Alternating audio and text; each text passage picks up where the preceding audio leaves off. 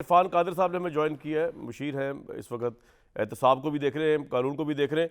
इरफान साहब बहुत शुक्रिया। आज की जो सारा मामला हुआ इसकी कंट्रोवर्सी अपनी जगह पे, काजी फायद ईसा ने जिस तरह उठे हैं और उस बेंच को कंट्रोवर्शियल किया, लेकिन मेरा एक पर्टिनेंट सवाल आपसे, अगर supreme court of Pakistan army act की इस शिक को फारिग कर देती है 21D वाली, जिसके अंदर सिविलियंस का जो है वो कहते हैं ट्रायल नहीं हो सकता, तो बीइंग अ गवर्नमेंट रिव्यू के अलावा और आप क्या करेंगे? उसको मानेंगे, इंप्लीमेंट करेंगे, क्या करेंगे?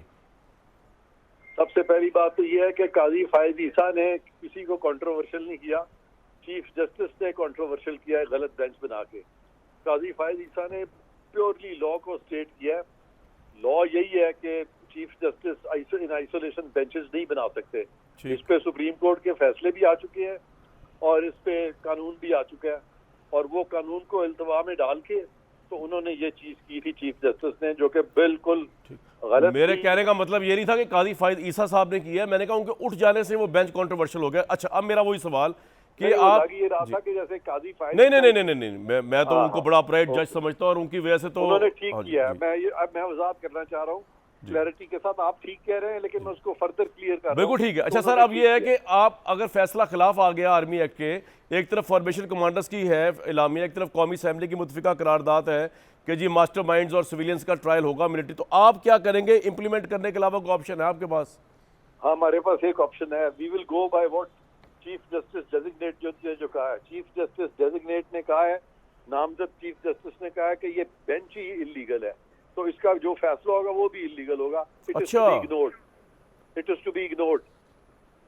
अच्छा, ये आप कर सकते हैं इरफान कादिर साहब, फैसले को? जस्टिस डेजिग्नेट ने कहा है, और उन्होंने अपनी जो ये बात की है उन्होंने अपनी तरफ से नहीं की, लॉ को सामने रख के की है उन्होंने। सर ये तो बड़ा मसला नहीं हो जाएगा अगर आप सुप्रीम कोर्ट के? कोई मसला नहीं होगा। अच्छा, बिल्कुल मसला नहीं होगा, बिकॉज लॉ का जो कोर्स है उसको कोई नहीं रोक सकता अपनी मर्जी के बेंचेस बना के। अच्छा मजहर बासा, आपने क्विकली इरफान कादिर से सवाल करना है इसके ऊपर। वो कह रहे हैं कि हम इसको इग्नोर कर देंगे और हम कहेंगे कि ये इलीगल है क्योंकि बेंच इलीगल है, काजी फायद साहब कह चुके हैं। मजहर साहब, आपने कुछ क्वेश्चन करना है? देखिए, मैं तो कादिर साहब से, जाहिर है 14 मई का भी फैसला था, 14 मई के फैसले पे भी इम्प्लीमेंट नहीं हुआ, शायद इस फैसले पर भी इम्प्लीमेंट नहीं होगा, लेकिन अल्टीमेट फिर डिसीजंस क्या होंगे? अगर हमने इस वक्त अब से लेके सितंबर तक जो भी सुप्रीम कोर्ट अपना बेंच बनाएगी, क्या हर फैसले में फिर यही होगा?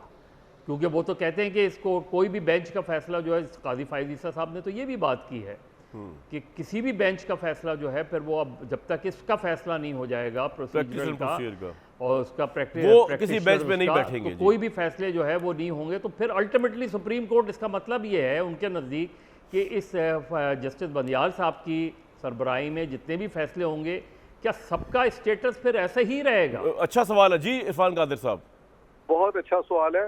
बिल्कुल ये स्टेटस रहेगा, खास तौर पे कानून आने के बाद तो डेफिनेटली ये स्टेटस और सुप्रीम कोर्ट फैसले आने के बाद। आपने बिल्कुल सही कहा है, आपने बड़ा अच्छा हवाला दिया 14 मई का। 14 मई का फैसला जब आया था, मैंने उसी दिन कह दिया था, और मुझसे कुछ सीनियर वकीला ने बड़ी लड़ाई की। मैंने कहा जी मैं लड़ना नहीं चाहता, मुझे इतना कानून जरूर आता है कि जो खिलाफ कानून फैसला होगा कभी इम्प्लीमेंट नहीं होगा। और बड़ा इन्होंने हाइप क्रिएट की, जैसे कि पता नहीं प्राइम मिनिस्टर को कंटेम्प्ट लगा देंगे, गवर्नमेंट को घर भेज देंगे, ये सारी बातें हुई, लेकिन गवर्नमेंट वही की वही है। सुप्रीम कोर्ट के वो जो 3 जजेस थे वो कुछ भी नहीं कर सके थे उस गलत फैसले, क्योंकि वो फैसला ही गलत था, उनको भी पता है। अब वो रिव्यू को लेके तो उसको उस पे अभी तक फैसला रिव्यू पे भी नहीं कर सके। तो इसलिए ये जो दूसरा फैसला है, ये जो अब जो दोबारा बेंच बना है, इसमें भी यही सूरत हाल होगी कि ये भी कभी भी इस तरह का अगर फैसला इन्होंने किया तो वो भी इम्प्लीमेंट तो क्या किसी ने मानना ही नहीं। क्योंकि जब चीफ जस्टिस ऑफ पाकिस्तान खुद कह दे, चीफ जस्टिस डेजिग्नेट, कि ये लॉ के मुताबिक नहीं है, तो उस वक्त आप चीफ जस्टिस की स्टेटमेंट को लॉ पे परखेंगे, और अगर लॉ पे चीफ जस्टिस डेजिग्नेट सही कह रहे हैं तो बेशक डिफेक्टो अगर उन्होंने बेंच बना भी दिया है तो डिजोरे जो पोजीशन है वो चीफ जस्टिस ऑफ साहब, एक तो ये बात है कि देखिए डेजिग्नेट चीफ जस्टिस अपनी जगह पे, लेकिन जो हाजिर सर्विस एक्टिव चीफ जस्टिस है तो फिर उनकी तो कोई वक़्त ही नहीं है आपके नजदीक? कोई वक़्त नहीं है। इसलिए मैं बताता हूँ ना क्यों नहीं वक़्त। इसलिए वक़्त नहीं है कि जो एक्ट डिफेक्टो एक्ट्स होते हैं, चीफ जस्टिस जो मौजूदा चीफ जस्टिस है वो डिफेक्टो चीजें कर सकते हैं, लेकिन अगर वो डिजोरे नहीं करेंगे, डिजोरे का मतलब है इन लॉ, डिफेक्टो का मतलब है इनफेक्ट। इनफैक्ट उन्होंने बेंच बना दिया है, लेकिन इन लॉ उन्होंने नहीं बनाया, तो इन लॉ देखा जाएगा, इनफैक्ट नहीं देखा जाएगा। तो फिर आपका अटॉर्नी जनरल क्यों पेश हो रहे हैं जी वहाँ पे? वो विड्रॉ कर ले अपने आप को, बाइकआउट कर दे कोर्ट का। ये आप उनसे पूछें। मैंने आपको, मेरे चूंकि मेरी ड्यूटी है, मैंने बकायदा ये मेरा भी यही अंडरटेकिंग है कि मैं कोई चीज आइन और कानून के खिलाफ नहीं इरफान खान करूंगा। साहब, लास्ट मैंने क्वेश्चन, आपको इसका बता मतलब दिया। ये है कि अगर ये मौजूदा 7 रुकनी बेंच जो है ये आर्मी एक्ट के खिलाफ अगर फैसला दे भी दे, तो आप कह रहे हैं कि सिविलियंस के मिलिट्री कोर्ट, मिलिट्री ट्रायल चलेंगे और उनकी सेहत में कोई फर्क नहीं पड़ेगा? बहुत से फैसले सुप्रीम कोर्ट के अपने हैं कि अगर इलीगल सुपर स्ट्रक्चर के ऊपर कोई इलीगल फाउंडेशंस पे अगर कोई सुपर स्ट्रक्चर बनाया जाता है तो वो सुपर स्ट्रक्चर भी इलीगल होता है। बहुत शुक्रिया जी इरफान खान साहब।